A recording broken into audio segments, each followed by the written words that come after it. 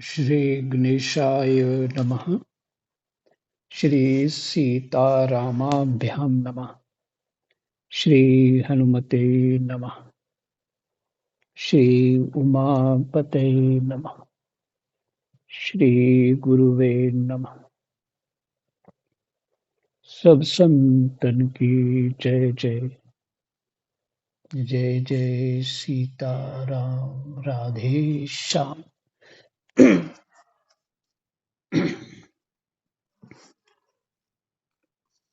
दशम स्कंद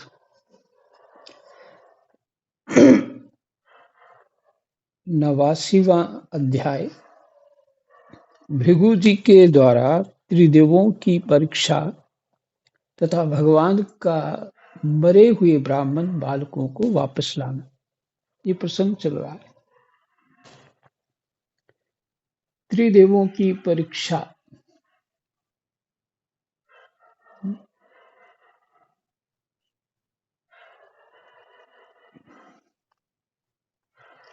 शब्द तो परीक्षा है, पर त्रिदेवों की परीक्षा कोई नहीं कर सकता।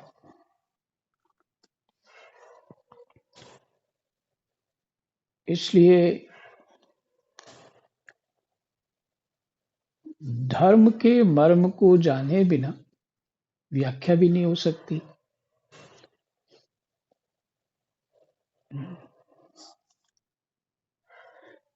तो जो मैंने सुनाया सुबह, उसको आप लोग विचार करेंगे। दृष्टि यही होती है, सात्विक दृष्टि से ही चिंतन ठीक हो पाता है। और हमें व्यवहारिक दृष्टि जो है रजोगुनी, उससे शास्त्रों के अर्थ ठीक ठीक नहीं निकल पाते।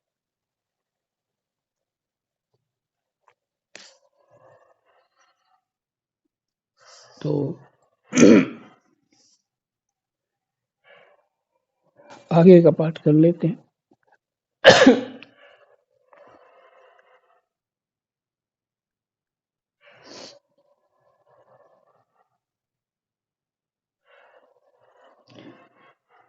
18वां श्लोक पढ़ लेते हैं। तो वैसे किया हुआ पाठ 18वां भी कर लिया, 19 का भी कर लिया।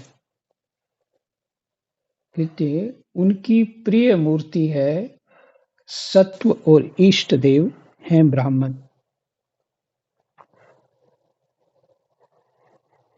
उनकी प्रिय मूर्ति है सत्व और इष्ट देव हैं ब्राह्मण। सत्व हो गया सत्व गुण, और इष्ट देव हैं ब्राह्मण।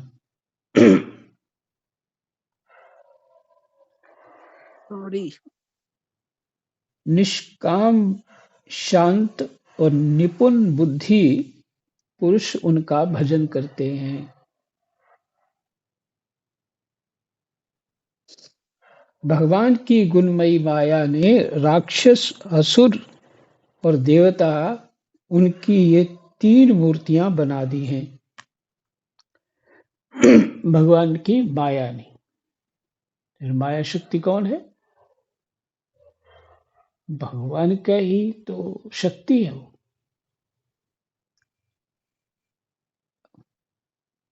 हमें तो सिर्फ इतना, हमें न्याय चाहिए। हम ये कहते हैं न्याय। जो ठीक काम नहीं करते हैं जी, वो उनको दंड देना चाहिए। तो राक्षस जो है अपने आप को श्रेष्ठ मानते हैं, असुर अपने आप को श्रेष्ठ मानते हैं, और देवता अपने आप को श्रेष्ठ मानते हैं।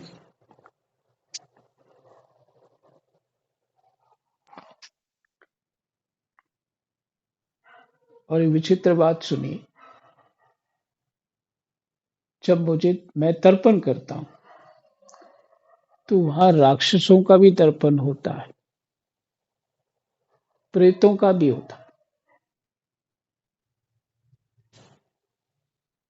जो जिन्होंने शास्त्र का वेद की व्याख्या करके शास्त्र को लिखा है, मैंने उनकी रचना की है, वो तो कुछ जानते होंगे ना इस बात को।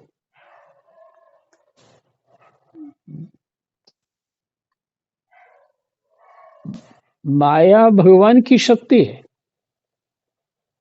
माया भगवान की शक्ति है और माया ने ही रचना की है तीनों गुणों की।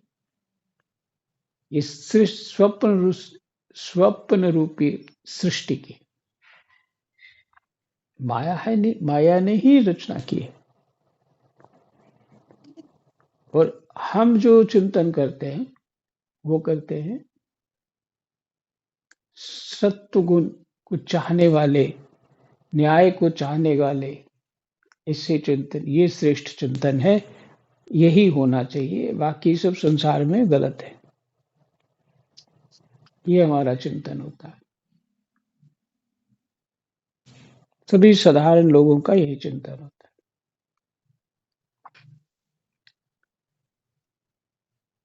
पर जब सत्व गुण विशेष बुद्धि होगी तो ये तीनों जो गुण हैं वो पहले समझ में आएंगे।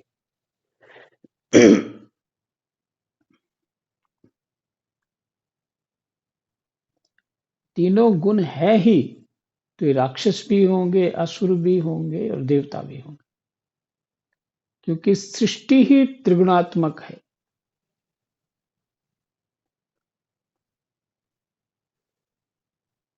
एक सरल सा वाक्य बोल देता हूं, अपने विवेक से ही समझ पाएंगे।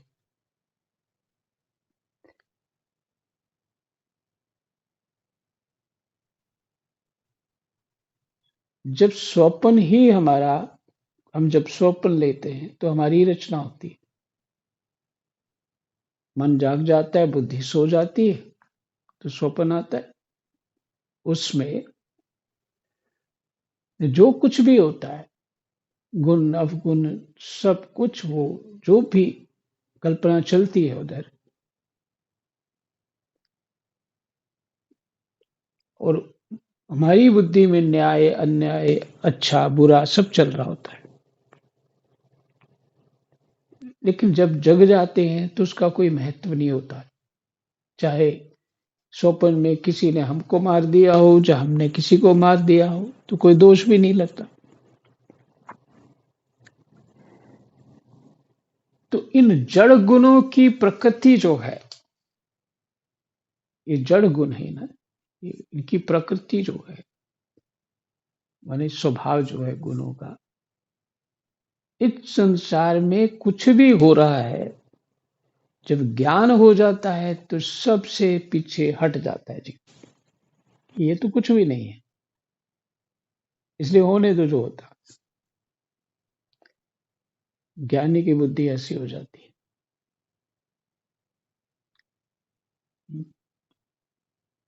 और जो देह गेह में आसक्त हो जाते हैं, उनके लिए ये सारे भाव जो जगत के हैं वो दृढ़ हैं। मैं इतना सुखी हूं, मैं इतना दुखी हूं, मेरे साथ अन्याय हुआ, मेरा ये छीन लिया, मेरा वो कर दिया, मैं इसको मार दूंगा या खुद मर जाऊंगा, आत्महत्या कर लूंगा, इत्यादि। इस मोहरूपी स्वप्न में ये होता रहता है। मैंने अविद्या के स्वप्न में ये होता रहता है।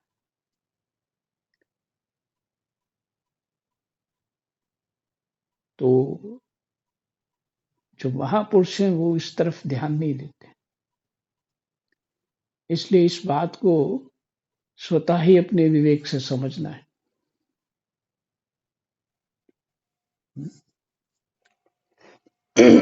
और अपने विवेक से ही समझ में आएगी बात। भाई जागोगे तो समझ आ जाएगी, जब जाग जाओगे तो समझ आ जाएगी। और मोह में सोते रहोगे तो समझ नहीं आएगी। बस इतनी ही बात है।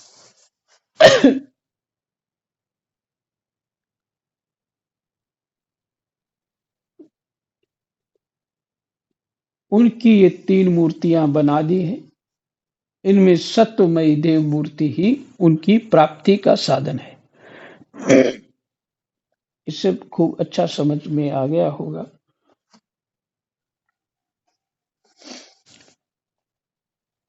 कि सत्वमयी मूर्ति भगवान विष्णु की है और भगवान शंकर की पूजा सेवा करने से ही वही वरदान देते हैं कि तुम्हें विष्णु की भक्ति मिले। वही वरदान देते हैं। और ब्रह्मा जी जो हैं वो सृष्टि में फंसाए रखते हैं।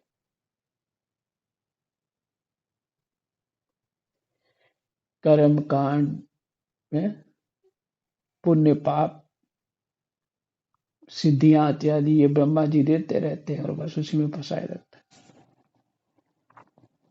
भगवान शंकर जी कृपा से ही विष्णु की भक्ति प्राप्त होती है।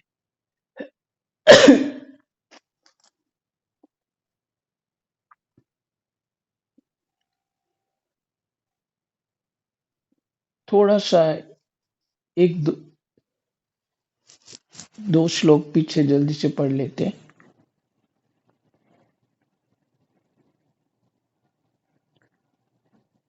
भृगु जी का अनुभव सुनकर सभी ऋषि मुनियों को बड़ा विस्मय हुआ।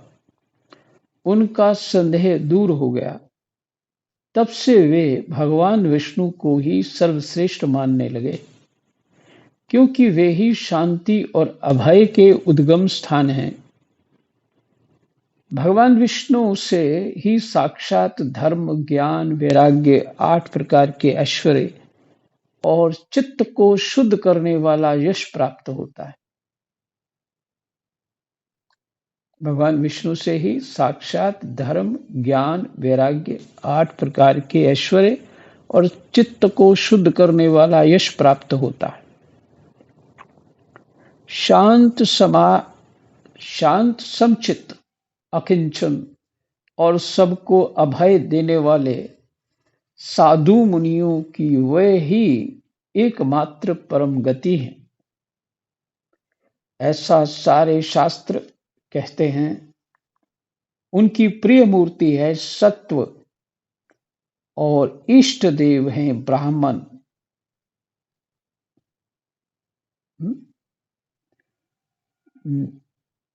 निष्काम, शांत और निपुण बुद्धि पुरुष उनका भजन करते हैं।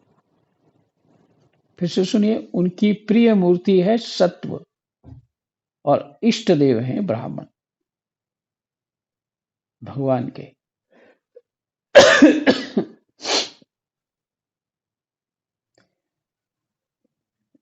हम लोग तो यही विचार करते रहते हैं, ब्राह्मण पाखंडी हैं, लोभी हैं, दुराचारी हैं, ये सब विचार करते हैं।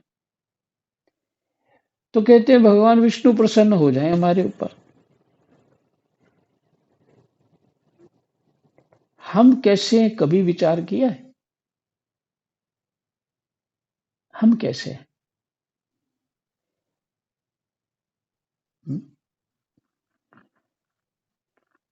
तो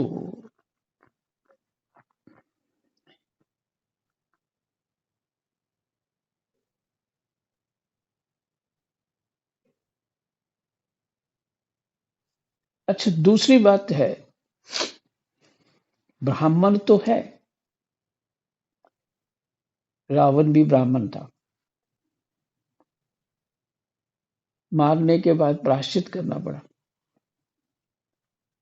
क्योंकि पिता जो था वो तो ऋषि था, माता राक्षसी थी, तो ब्राह्मण ही माना जाएगा।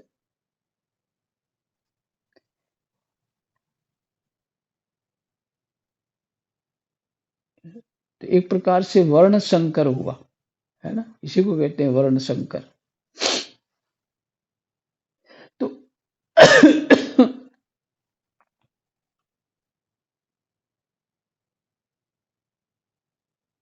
ब्राह्मण जो अपने अच्छा हमारे अच्छे ब्राह्मण हमारे कर्मों से, अच्छे पुण्यों से ही प्राप्त होंगे। पहली बात ये, हमारे पुण्यों से ही प्राप्त होंगे ब्राह्मण। तो जैसे किसी का पुण्य ही नहीं है तो उसको वैसे ही प्राप्त होंगे।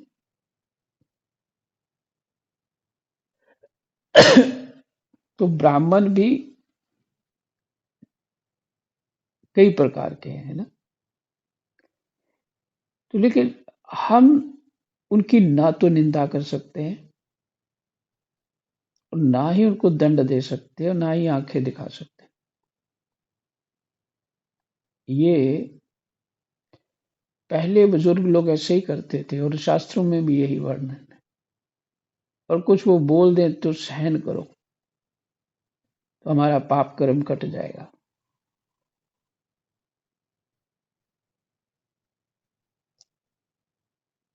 मुझे एक जम्मू के ना एक पुराने नेता है बीजेपी के, उन्होंने बताया था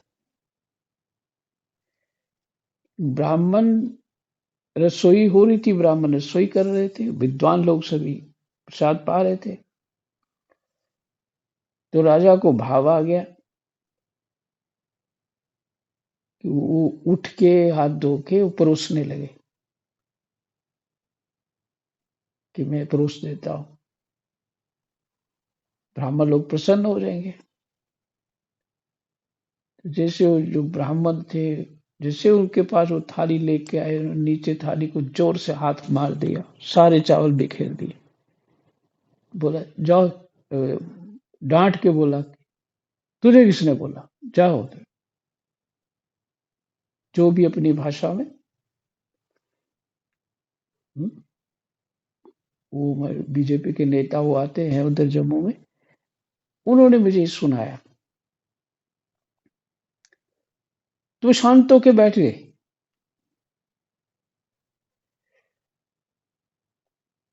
और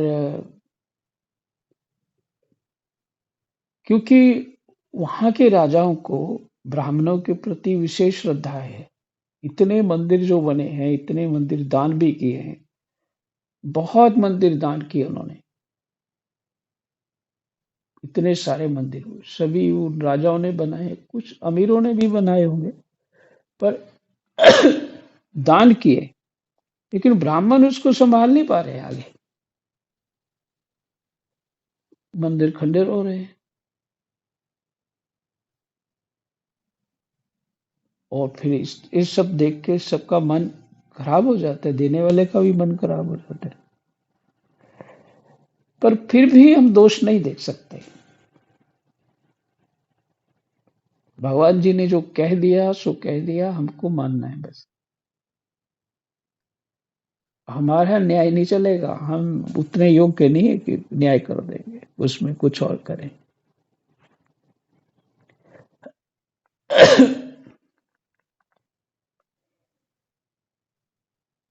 और फिर सातम सम मोहि मय जग देखा, मोते अधिक संत कर लेखा। जगत को मेरा ही स्वरूप मानो। तो जब भंगी को भी वही स्वरूप मानना है, छोटे से छोटे जीव को भी वही स्वरूप तत्व दृष्टि से उसमें तत्व आत्मा है ये मानना है, तो ब्राह्मण में मानने में कौन सा तुम्हारा क्या बिगड़ रहा है, क्या हानि हो रही है? ज्यादा से ज्यादा तुम्हें धन ही तो देना है ना। तुम अपने भाव से दे दो, मैंने परमात्मा को दे दी, भगवान ने कहा इसको देना है, दे दो। उसका कर्म उसके साथ है, हमारा कर्म हमारा भाव हमारे साथ है। इसलिए धर्म बड़ा विचित्र है भाई, बहुत विचित्र धर्म है।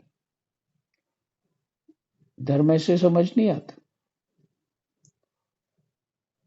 चौपाई है ना रामायण जी में, सील की मील बिन बुद्ध सेवकाई। शीलता, महापुरुषों की सेवा के बिना, सेवन किए बिना, उनका सेवन किए बिना शीलता प्राप्त नहीं होती। कैसा विचार होना चाहिए, कैसा भाव होना चाहिए, कैसी क्रिया होनी चाहिए, ये शीलता प्राप्त नहीं होती है। और ये आता नहीं है तो तुम कितना भी बड़ा यज्ञ कर लो, कितना अनुष्ठान कर लो, कितने पुण्य कर लो, लाभ नहीं देंगे, क्योंकि तुम्हें भाव ही नहीं पता है, विचार ही नहीं पता है, क्रिया ही नहीं पता। चाहिए पुण्य,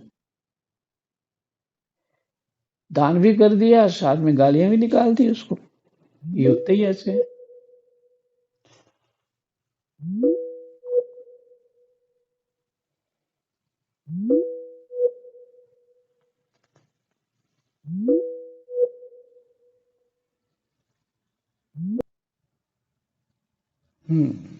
आ गई, आवाज आ गई होगी। तो दान भी दे दिया और साथ में बुरा भी कह दिया। एक तरफ तुम मान रहे हो ब्राह्मण है, दूसरी तरफ कह रहे अच्छे नहीं है। तो पुण्य कहाँ से हो जाएगा? पाप हो गया, पुण्य नहीं हुआ। भले तुमने दिया पर पाप हो गया।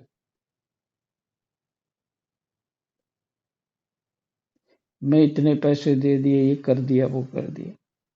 हैं? साल भर ब्राह्मण की निंदा करते रहेंगे, एक दिन जाके दे आएंगे उसको कुछ। जो शास्त्र कहता है उसको स्वीकार करना चाहिए। नहीं समझ आ रही, कोई बात नहीं, पर निंदा कुभाव मत करो।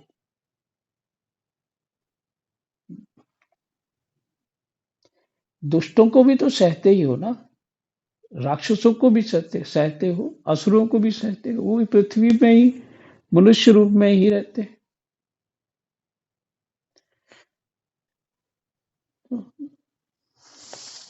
पुण्य जो है प्राप्त होता है, तो धर्म कर्म कैसे किस भाव से हो, ये ज्ञान अनिवार्य है भाई।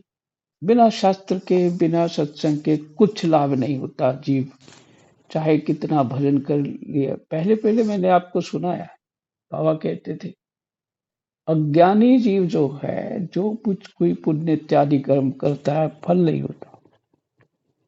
बाबा कहते थे ज्ञानी कुछ भी कर दे, फल होता है, क्योंकि उसका भाव, विचार और क्रिया सटीक होती है, जो होनी चाहिए।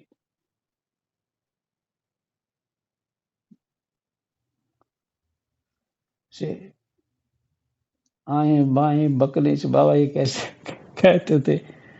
और बाबा बहुत छोटी जाति के थे। हाँ? उनको भी लोग बहुत कुछ कहते थे, लेकिन हाँ, वो जब सत्संग सुनाते थे तो बड़े बड़े सभी ऊंचे ऊंचे महात्मा उनको सुनते थे। तो कोई डिग्री विग्री कुछ नहीं थी उनके पास, ठीक से शायद पढ़ना भी नहीं आता हो, लेकिन सत्संग सुनाते थे, सबको हिला देते थे। और भिक्षा करके उन्होंने बरसाने में ठाकुर जी की सेवा की अपने, और राधा रानी जी का सुबह सुबह दर्शन करने जाते थे। उनकी, मैं जब वो पाठ सुनाते एकदम प्रसन्न हो जाता चित्त। एकदम बच्चे की तरह स्वभाव था उनका। कोई चित्त में किसी प्रकार का जो, इससे होता है ना कि बड़ा बुजुर्ग हो गया है, तो कोई बड़ों जैसी बात, कोई चालाकी इत्यादि किसी को समझना, ये सब कुछ नहीं था। बालक की तरह एकदम।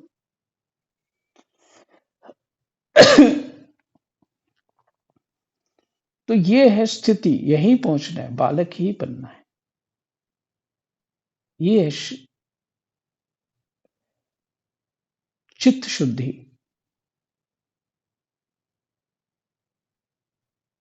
चित्त शुद्धि।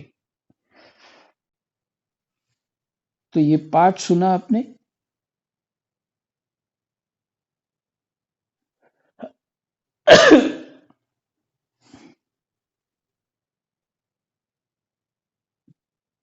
प्रिया चोपड़ा का मैसेज आ गया।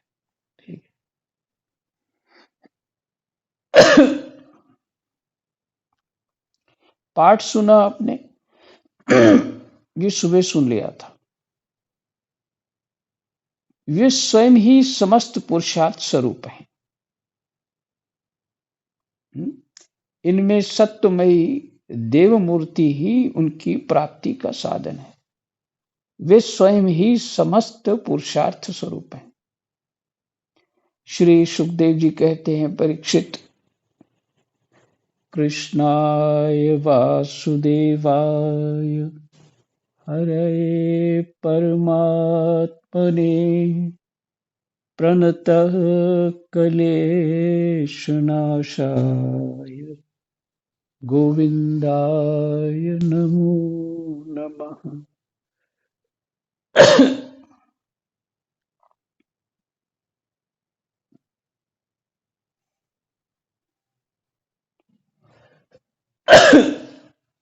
राम।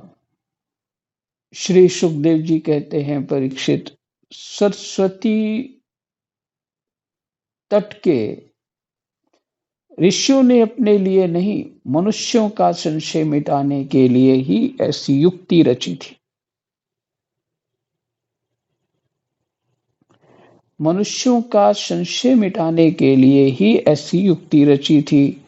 पुरुषोत्तम भगवान के चरण कमलों की सेवा करके उन्होंने उनका परम पद प्राप्त किया। ये जो भृगु जी को भेजा इत्यादि, ये क्या किया? ऋषियों ने अपने लिए नहीं, मनुष्यों का संशय मिटाने के लिए ही ऐसी युक्ति रची थी कि और जीवों को ये बात समझ में आए। पुरुषोत्तम भगवान के चरण कमलों की सेवा करके उन्होंने उनका परम पद प्राप्त किया।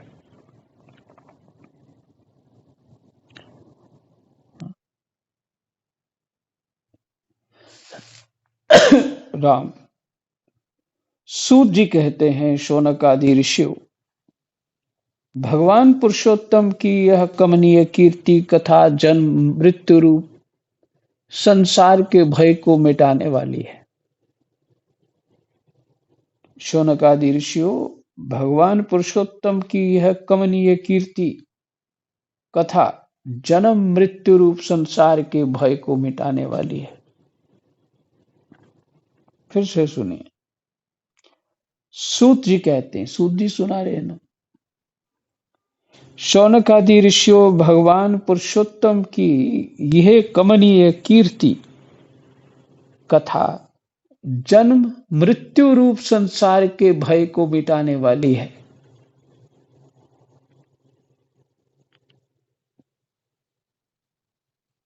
इस सूत जी महाराज कह रहे हैं, व्यास जी के शिष्य हैं।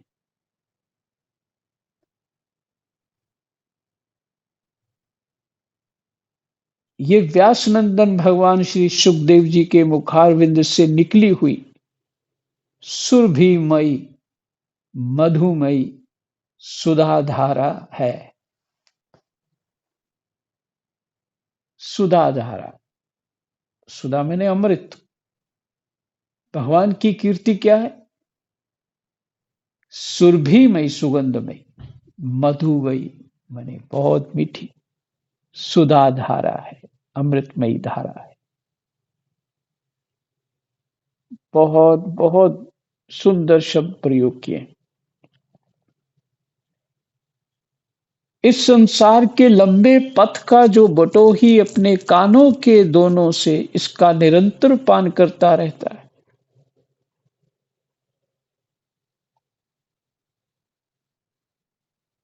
इस संसार के लंबे पथ का जो बटोही अपने कानों के दोनों से इसका निरंतर पान करता रहता है, उसकी सारी थकावट जो जगत में इधर उधर भटकने से होती है, दूर हो जाती है।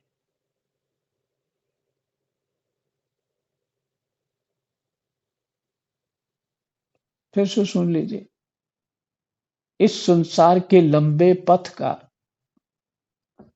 जो बटोही मैंने राहगीर बटोही मैंने राहगीर, अपने कानों के दोनों से इसका निरंतर पान करता रहता है। ये रामायण में वाल्मीकि जी ने कहा, भर ही निरंतर हो ही न पूरे, कानों के लिए, कि वो कानों में भगवान की कथा, भगवान के जश को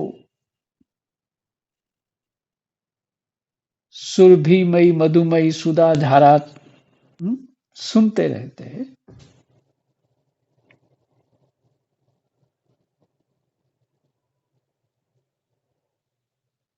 तो ये जीवन का पथ है, जो जीवन है ये पथ है।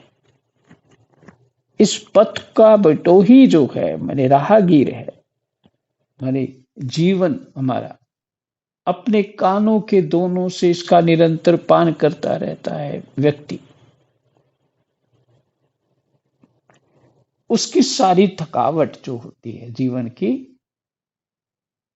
जो जगत में इधर उधर भटकने से होती है, दूर हो जाती है।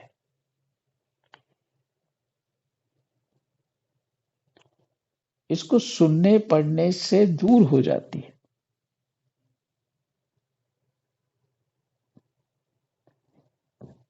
वो तो सत्य है। श्री सुखदेव जी कहते हैं, परीक्षित, एक दिन की बात है, द्वारकापुरी में किसी ब्राह्मण के गर्भ से एक पुत्र पैदा हुआ। किसी राम राम ब्राह्मण की, मैं सोच रहा था ब्राह्मण के गर्भ से, लेकिन मुझे ही पढ़ने में गलती हुई। ब्राह्मणी के गर्भ से एक पुत्र पैदा हुआ, परंतु वह उसी समय पृथ्वी का स्पर्श होते ही मर गया। ब्राह्मण अपने बालक का मृत शरीर लेकर राजमहल के द्वार पर गया और वहां उसे रखकर अत्यंत आतुरता और दुखी मन से विलाप करता हुआ यह कहने लगा, इसमें संदेह नहीं कि ब्राह्मण द्रोही, धूर्त, कृपण और विषयी राजा के कर्म दोष से ही मेरे बालक की मृत्यु हुई है।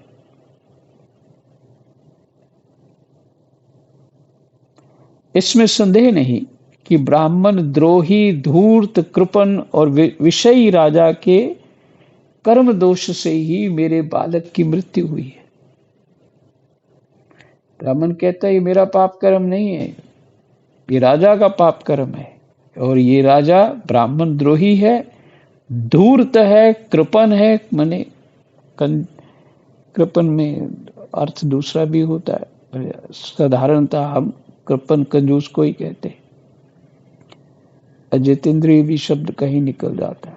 और विषयी राजा के कर्म दोष से ही मेरे बालक की मृत्यु हुई है। जो राजा हिंसा परायण, दुष्शील और अजितेंद्रिय होता है, उसे राजा मानकर सेवा करने वाली प्रजा दरिद्र होकर दुख पर दुख भोगती रहती है और उसके सामने संकट पर संकट आते रहते हैं। परीक्षित, इसी प्रकार अपने दूसरे और तीसरे बालक के भी पैदा होते ही मर जाने पर वह ब्राह्मण लड़के की लाश, लाश शब्द लिखा है, अच्छा, मृत शरीर होना चाहिए, लाश शब्द तो उर्दू के शब्द है शायद। लड़के का मृत शरीर राजमहल के दरवाजे पर डाल गया ब्राह्मण, और वही बात कह गया। वहां ऐसे ही बोला।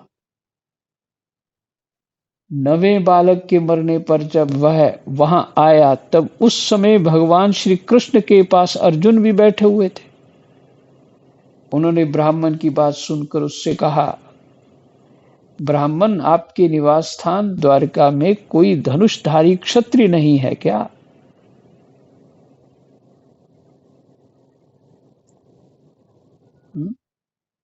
उन्होंने ब्राह्मण की बात सुनकर के कहा, अर्जुन ने, ब्राह्मण, आपके निवास स्थान पर द्वारका में कोई धनुषधारी क्षत्रिय नहीं है क्या? मालूम होता है कि ये यदुवंशी ब्राह्मण हैं। मालूम होता है कि ये यदुवंशी ब्राह्मण हैं और प्रजा पालन का परित्याग करके किसी यज्ञ में बैठे हुए हैं। ये थोड़ा अटपटा अर्जुन बोल गए। जिनके राज्य में धन, स्त्री अथवा पुत्रों से युक्त होकर ब्राह्मण दुखी होते हैं, वे क्षत्रिय नहीं हैं। क्षत्रिय के वेश में पेट पालने वाले नट हैं। नट मैंने वही नाचने वाले। उनका जीवन व्यर्थ है।